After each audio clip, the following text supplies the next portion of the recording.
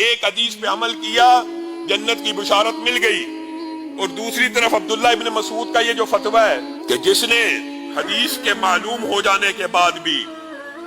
کسی امتی کی رائے کو اپنایا وہ جہنم میں جانے کے لیے کافی ہے۔ یہ کب کہا تھا انہوں نے؟ حضرت ابو موسیٰ اشعری کے پاس ایک شخص آیا اور آپ کے کہنے لگا آپ بہت بڑے عالم ہیں، مجھے ایک مسئلہ درپیش ہو گیا ہے۔ جی کیا مسئلہ ہے؟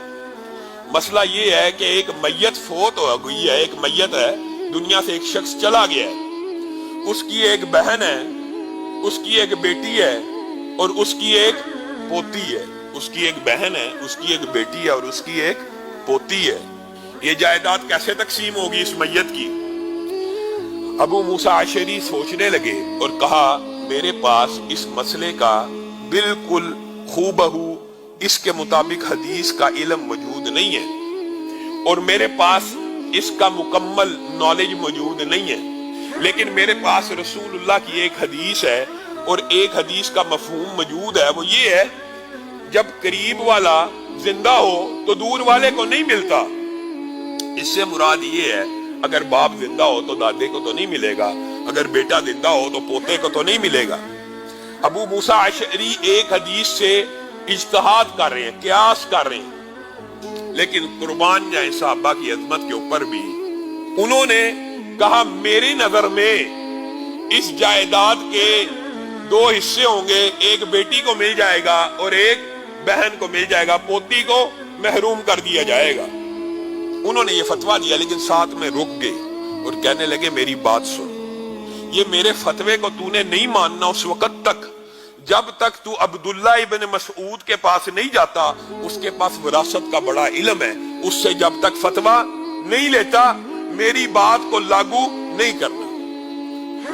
وہ شخص سیدھا عبداللہ ابن مسعود کے پاس چلا گیا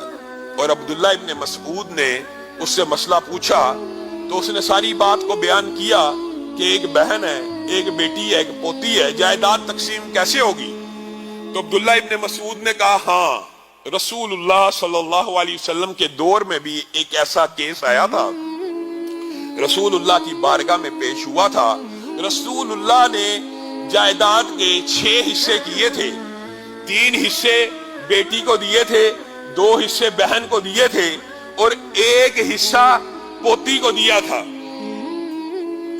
اس شخص نے کہا آپ یہ فتویٰ دیتے ہیں اور ابو موسیٰ اشعری اس سے مختلف فتویٰ دیتے ہیں، انہوں نے مجھے آپ کے پاس بھیجا ہے، اب یہاں پہ عبداللہ ابن مسعود کے الفاظ کے اوپر غور کرنا ہے، یہی ہمارا منہج ہے۔ کیا کہا؟ انہوں نے یہ نہیں کہا کہ میں، بلکہ ان کے الفاظ یہ ہیں اگر میں وہ فتویٰ دوں جو ابو موسیٰ اشعری نے دیا ہے اپنے قیاس اور اجتہاد کے ساتھ، اگر میں وہ فتویٰ دوں جو ابو موسیٰ اشعری نے دیا ہے اپنے قیاس اور اجتہاد کے بعد، جبکہ میرے پاس حدیث رسول موجود ہو، تو عبداللہ ابن مسعود کے جہنم میں جانے کے لیے یہی ایک فتویٰ کافی ہوگا۔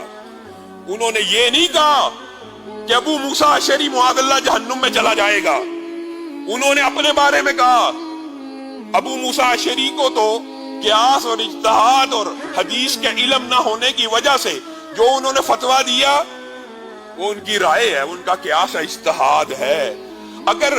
میں وہ فتویٰ دوں جو ابو موسیٰ اشعری دیتا ہے، میرے پاس تو حدیث رسول موجود ہے، میں اس کے بعد بھی اگر یہ فتویٰ دوں گا تو میرے جہنم میں جانے کے لیے کافی ہے۔ میرے بھائیو یہ ہمارا عقیدہ ہے کہ انسان حدیث رسول کو پڑھ بھی لے، سن بھی لے، پھر بھی کہ نہیں، صدیوں سے دادا پردادا یہ کام کرتے آ رہے ہیں، صدیوں سے ہمارے ائمہ نے یہ مسئلہ طے کر دی ہے، صدیوں سے ہمارے فقہا نے یہ بات کر دی ہے، صدیوں سے ہمارے مولویوں نے یہ بات طے کر دی ہے، صدیوں سے علامہ صاحبان وغیرہ نے یہ بات طے کر دی ہے۔ یہ ٹھوکر ہے،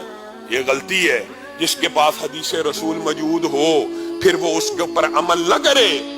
عمل کر لے تو جنت کی بشارتیں بھی ہیں، اور عمل نہ کرے تو جہنم کی وعیدیں بھی ہیں۔ اسی لیے حدیث میں آیا ہے ایک وقت آئے گا حدیث پہ عمل کرنا اتنا مشکل ہو جائے گا، حدیث کے اوپر عمل کرنا اتنا مشکل ہو جائے گا کہ لوگ امتیوں کے پیچھے بھاگتے پھریں گے. حدیث کے اوپر عمل کرنا اتنا مشکل ہوگا کہ جو اس دور میں